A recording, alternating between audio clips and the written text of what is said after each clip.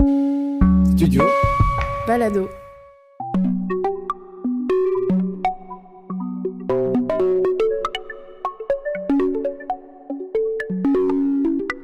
Non-binaire. Flo Delval, Studio Balado. L'exploration, toutes les lectures, les discussions, la discussion avec ma psy m'ont vraiment permis d'atterrir sur cette notion de non-binarité. Et dès que j'ai découvert cette notion-là, vraiment toutes les pièces du puzzle se sont mises en place pour moi. Ça m'est apparu comme une évidence, quoi.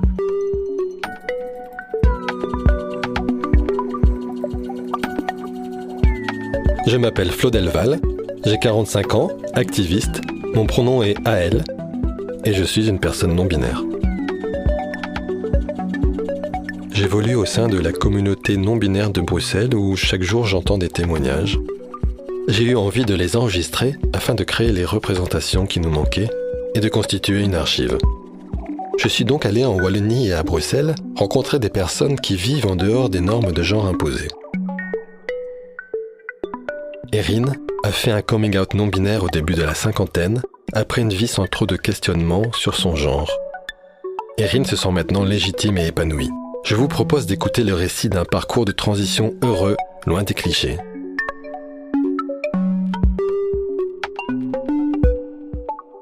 Bonjour, je m'appelle Erin, j'ai 53 ans, j'habite à Liège. Je suis une personne non-binaire transféminine, j'utilise le pronom AL en français. Et je travaille en recherche et développement, je suis chimiste de formation. Mon identité de genre, je ne me reconnais pas dans le masculin, ni strictement sensu dans le féminin. Au niveau par contre de mon expression de genre, là où je me sens le plus à l'aise, c'est dans une expression de genre qui est par la société, cloquée comme plutôt féminine. Et là, du coup, maintenant, depuis déjà quelques temps, en fait, les gens qui ne me connaissent pas vont plutôt avoir tendance à spontanément me genrer au féminin. Il existe une multitude de pronoms non-binaires que les personnes choisissent en fonction de leur vécu. AL est une alternative à YEL pour éviter la contraction de il et elle. C'est en 2018 que il s'est passé un événement dans ma vie qui a fait que j'ai commencé à réfléchir sur la question du genre, de l'orientation sexuelle, etc. En sachant que de toute façon, je me suis toujours considéré comme une alliée des causes LGBTQIA+, et je fréquentais déjà un petit peu ces milieux-là, etc. Voilà, à partir de 2018, j'ai commencé vraiment à me poser des questions, et j'ai vraiment, pendant, je dirais, une petite année, explorer la part féminine, quoi. Effectivement, en achetant des vêtements féminins, je sais que peut-être que ça s'approchait plus d'une exploration de cross-dressing que vraiment une transition à ce moment-là. Mais ça m'a vraiment permis de me rendre compte que justement, c'était pas juste une espèce de fantasme lié à quelque chose de sexuel, mais qu'il y avait quelque chose de plus profond là-dedans. Et donc, début 2020, j'ai commencé vraiment à aller beaucoup plus en profondeur dans mes recherches sur le genre, les transidentités, etc. J'ai vu une psy aussi. Au départ, je l'avais vue pour régler plutôt des problèmes liés à mon boulot. Lors du premier confinement, ça avait été un peu compliqué pour moi. Et voilà, donc cette exploration avec la psy et aussi toutes mes lectures. À ce moment-là, j'avais commencé aussi à fréquenter beaucoup plus la Maison Arc-en-Ciel de Liège. J'avais pris des contacts avec Genre Pluriel. Donc voilà, je m'étais déjà beaucoup informé. Au départ de cette exploration, donc là on est fin 2019, début 2020, le questionnement était déjà beaucoup plus, ok, est-ce que je suis une femme transgenre et je dois encore faire une partie du parcours, etc. Et donc là, l'exploration, toutes les lectures, les discussions, la discussion avec ma psy, m'ont vraiment permis d'atterrir sur cette notion de non-binarité. Et dès que j'ai découvert cette notion-là, vraiment toutes les pièces du puzzle se sont mises en place pour moi. Ça m'est apparu comme une évidence, quoi. Ça fitait vraiment tout ce que je ressentais. Et donc à partir de là, les choses se sont mises en place très vite. J'ai fait mi-2020 mon coming out du coup à la famille proche. Donc jusque là il y avait juste ma compagne et mon épouse qui étaient au courant, et puis les gens, du milieu LGBT que je fréquentais. Puis quelques mois plus tard à mon boulot. puis voilà, donc depuis, je veux dire, début 2021, je suis Erin, pronom elle, non-binaire, partout, dans tout, vraiment dans tous les aspects de ma vie, quoi.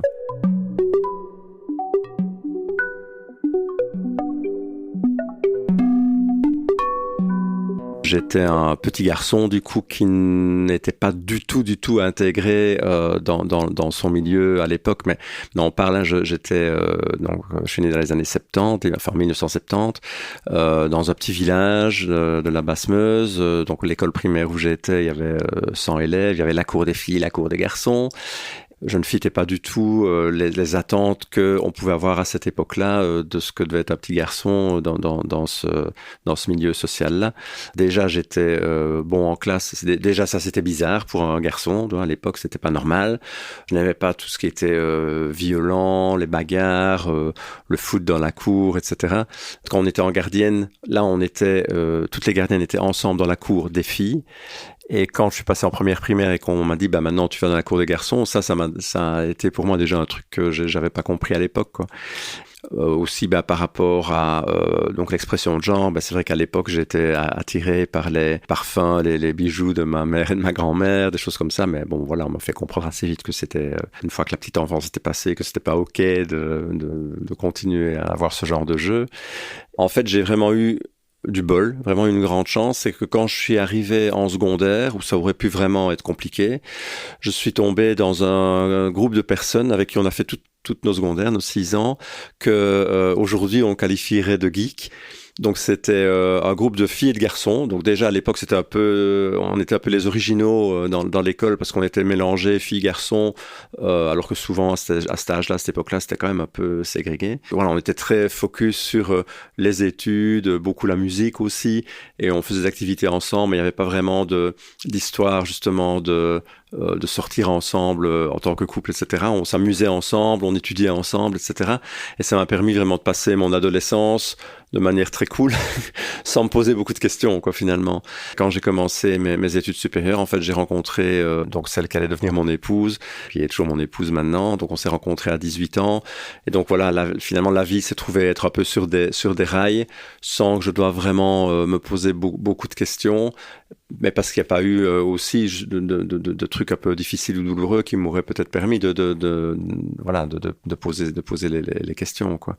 Mais voilà, rétrospectivement, c'est vrai que le fait que je n'étais pas du tout à l'aise dans le milieu social et la distinction fille-garçon quand j'étais enfant fait sens, évidemment.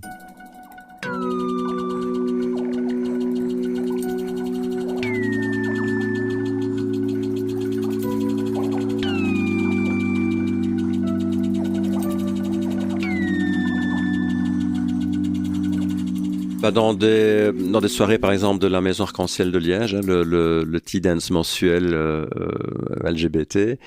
Là, j'en profitais pour toutes ces activités, pour y aller, entre guillemets, habillé en femme, hein, donc pour justement un peu tester, voir ce que ça me faisait d'être en public en ayant une expression de genre féminine. Toutes les opportunités dans le milieu, dans un milieu safe ou safer. Je sais pas si c'était vraiment la toute première fois, mais en tout cas, c'est celle dont j'ai un souvenir vraiment agréable. C'était un tea dance, justement, où j'ai été accueilli par une personne de la Maison Arc-en-Ciel. Et puis, c'est un tea dance, donc on danse. Et là, moi, j'aime beaucoup danser, en fait. Et là, voilà, il y avait de la musique des années 80, 90, etc. Et je me suis éclaté comme jamais parce que j'avais l'impression, j'ai toujours bien aimé danser, mais quelque part, j'étais un peu toujours self-conscious quand je dansais parce que je dansais pas spécialement comme de nouveau ce qu'on attend d'un mec, tu vois. Donc, j'ai toujours un peu dansé de manière un peu plus extravagante, donc qu'on pouvait cloquer éventuellement comme plus féminine ou gay, enfin voilà. Et là, je me sentais complètement libre de pouvoir bouger et d'être comme je le souhaitais, quoi. Et je sais qu'un truc qui m'a fait aussi super plaisir à cette soirée, c'est que à un moment, donc forcément c'est une soirée LGBT, donc il y a pas mal de femmes lesbiennes qui sont là aussi. j'ai eu plusieurs contacts et compliments de femmes lesbiennes par rapport à ma tenue, etc. Et ça m'a vraiment donné une espèce d'euphorie de genre, quoi, d'être vu et reconnu de manière positive comme ça. Est-ce que tu dirais que ce coming in et ce coming out non-binaire t'a apporté une certaine liberté?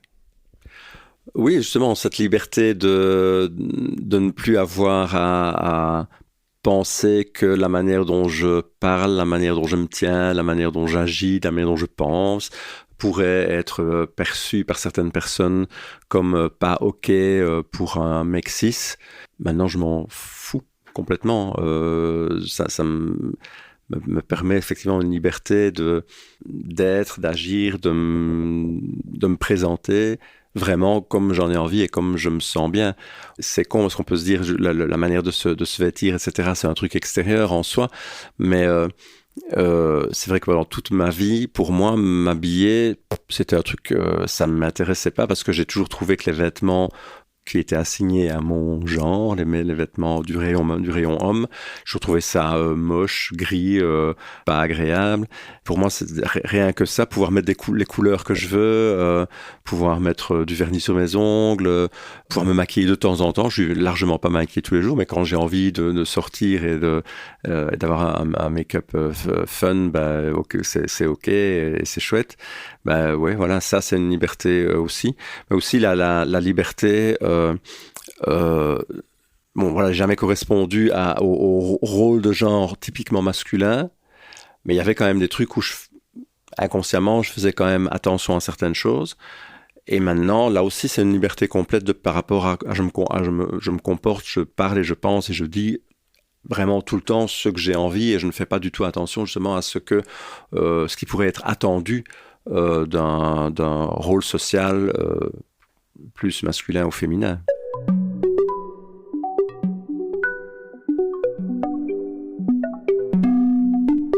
Je n'ai jamais été attiré sexuellement par des hommes enfin, qui ont l'air d'hommes, je veux dire. Je suis plutôt attiré, donc vraiment si on parle de l'aspect sexuel, ce que j'appelle un feminine vibe. Et alors, c'est un peu space, parce que de nouveau, c'est catégorisé en masculin-féminin, mais ça peut être chez des femmes cis, forcément, ça peut être chez des personnes trans, que ce soit des personnes trans, masculines, féminines, non-binaires, n'importe, voire parfois chez des mecs cis. Mais il faut que je ressente cette espèce et je sais pas vraiment caractériser extrêmement bien, si ce n'est que dans le référentiel de notre société actuelle, le seul mot que je mets là-dessus, c'est un feminine vibe avec laquelle je peux accrocher. Et ça va être quelque chose qui peut m'attirer, quoi. Quelqu'un qui va avoir une expression finalement ça revient à ça, une expression de genre très typée de manière binaire masculine, ça typiquement ça va pas me faire vibrer ou m'attirer d'un point de vue sexuel, mais par contre effectivement sur le reste du spectre ça peut être assez large, et du coup ce que la personne a comme corps ou organes génitaux, etc., je m'en fous complètement, quoi. C'est vraiment plutôt le feeling par rapport à la personne et à ce qu'elle dégage.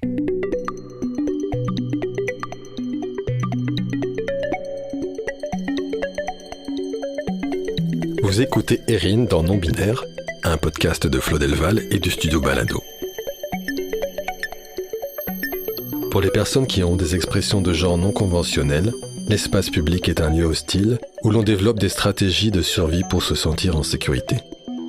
À chaque sortie en rue, on se pose des questions. Est-ce que j'ai mis trop de maquillage ? Est-ce que ma tenue est trop voyante ?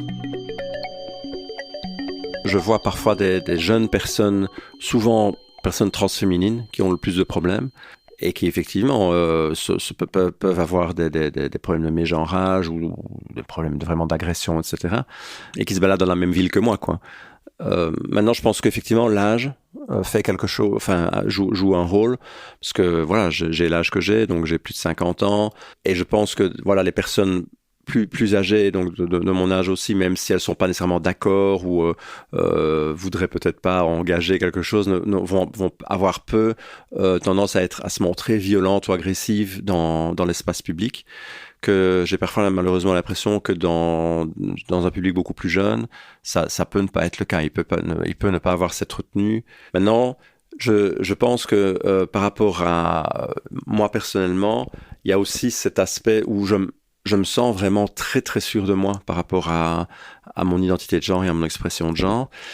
Je sais que par exemple tout au début, quand j'étais dans la période cross-dressing, les premiers vêtements que j'ai été achetés avec mon épouse, on était en mode un peu en stoemeling, on dit à Bruxelles.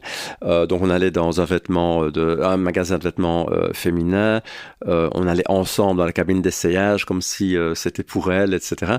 Et là, on voyait clairement que les gens regardaient un petit peu, qu'est-ce qu'ils font ceux-là en fait. Et en fait, assez rapidement, je me suis dit, mais en fait, je m'en fous, quoi. Donc, j'ai été même seul dans des magasins, vraiment, des magasins où ils vendent que des vêtements pour femmes, en demandant aux vendeuses si un jour je voudrais essayer ça, où est-ce que vous pouvez me conseiller, etc. Et à partir de ce moment-là, en fait, j'ai jamais plus un regard de travers, quoi. Je pense qu'il y a cet aspect vraiment par rapport aux agressions plus gratuites. Je pense que effectivement, l'âge joue quand même. Et pour les interactions plus voilà, où il y a une vraie interaction avec les gens, le fait de vraiment avoir s'assumer complètement et ne pas avoir le moindre doute par rapport à ma légitimité, fait que ça se passe bien, quoi. Quand les pièces se sont assemblées par rapport à la non-binarité, ça a été une telle évidence pour moi que depuis lors, ça ne me pose pas question. Et je sais par exemple que, comme je disais, vu mon expression de genre, en fait, là, beaucoup de gens qui ne me connaissent pas particulièrement vont plutôt avoir tendance à me genrer au féminin. Donc voilà, ils vont pas nécessairement utiliser mon pronom non binaire, ils vont plutôt avoir tendance à utiliser elle. Mais en général, je m'en fous un peu parce que ça ne me touche pas fondamentalement, parce que moi je sais qui je suis, et je dirais qu'à la limite, il y a quand même ce truc pour moi c'était important de m'éloigner par contre de l'expression du rôle et de la reconnaissance du côté masculin. Quand je sème la confusion, ça j'aime toujours bien quand les gens savent vraiment pas et que du coup ils hésitent, etc. Ça c'est toujours assez drôle. Par contre, si quelqu'un insiste et me genre vraiment de manière systématique au masculin, ça c'est plus quelque chose qui va me déranger, parce que justement dans ma démarche, il y avait quand même plutôt une espèce, pas de rejet complet, mais enfin quand même une volonté de vouloir se détacher de cette attribution à l'identité masculine. Mais je sais que pour beaucoup de nos copains, ce problème de légitimité est une question assez importante. D'autant plus pour les gens les personnes qui sont non binaires, mais qui ont une expression de genre qui correspond plus à ce qui est attendu par rapport à leur genre assigné à la naissance, par exemple. Où là, ces personnes peuvent plus se poser de questions, mais est-ce que je suis légitime d'être non-binaire si, en fait, je suis assigné garçon à la naissance et que dans la vie de tous les jours, j'ai une présentation qui correspond plutôt à ça. Et c'est une discussion qu'on a déjà eu plusieurs fois où, oui, en fait, il n'y a pas une façon d'être non-binaire. Les personnes non-binaires n'ont pas à avoir un certain type de présentation, d'expression de genre, on ne doit pas être androgyne. On s'en fout. En fait, être non-binaire, c'est se sentir non-binaire. Et après, l'expression de genre qu'on peut avoir, les personnes avec qui on relationne, etc., ça n'a pas d'importance.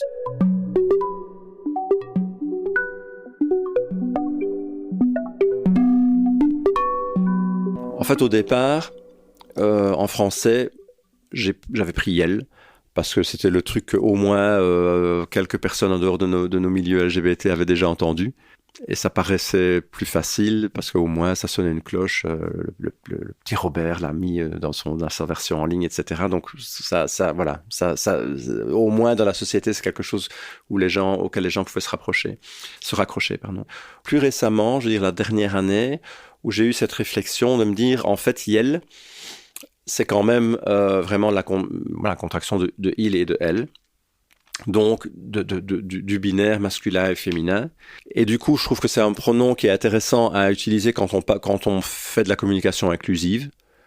Mais pour moi, je voulais, et c'est plutôt alors quelque chose de plus politique ou de revendicatif que purement par rapport comme le choix du prénom, quelque chose de beaucoup plus personnel. Je me suis dit, en fait, en français, je vais prendre un pronom qui, justement, sort de la binarité masculin-féminin. Quand je fais passer des entretiens d'embauche, quand je me présente en disant voilà, bonjour, je suis Erin Robert et mon pronom est Daydem. Comment est-ce que vous souhaitez qu'on s'adresse à vous? Dans la toute grande majorité des cas, les gens me regardent avec les yeux ronds et un regard un peu effrayé, parce que c'est la première question qu'on leur pose et ils ne savent absolument pas ce que je leur veux, quoi.